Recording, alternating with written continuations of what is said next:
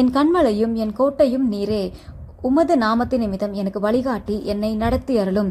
கண்மலை கோட்டை யுத்தம் நடக்கும் பொழுது ஒரு தேசத்துக்கு விரோதமாக யுத்தத்துக்கு வராங்கன்னா கண்மலையிலேயோ கோட்டையிலையோ நம்ம இருக்கிறோன்னா ஈஸியாக அவங்களால நம்மளை அட்டாக் பண்ண முடியாது. ஆனால் நம்ம கண்மலையிலும் கோட்டையும் உயரமான இடம் தானே, அங்கேருந்து எதிராளிகளை ரொம்ப ஈஸியாக அட்டாக் பண்ண முடியும். இன்றைக்கி உங்களுடைய கண்மலை, அந்த பாதுகாப்பான இடம், அந்த கோட்டை யார் இருக்காங்க?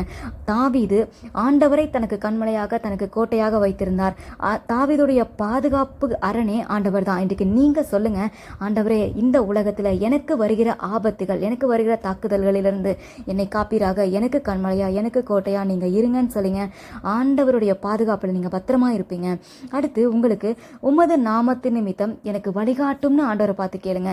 இன்றைக்கி உங்களுக்கு ஏதாவது ஒன்று தெரிஞ்சுக்கணும், அடுத்து என்ன பண்ணணும், எந்த வழியாக போகணும்னு தெரியலன்னா நீங்கள் மனிதர்கள்கிட்ட போய் கேட்கலாம். ஆனால் மனிதர்கள் உங்களுக்கு சொல்கிற ஆலோசனைகள் எல்லா நேரமும் சரியாக இருக்குமான்னு சொல்ல முடியாது. அவங்களுக்கு இருக்கிற கொஞ்சம் எக்ஸ்பீரியன்ஸில் கொஞ்சம் அறிவில் சொல்லுவாங்க, நல்லதாக சொல்லுவாங்க, ஒரு சிலர் கெட்டது சொல்லலாம்.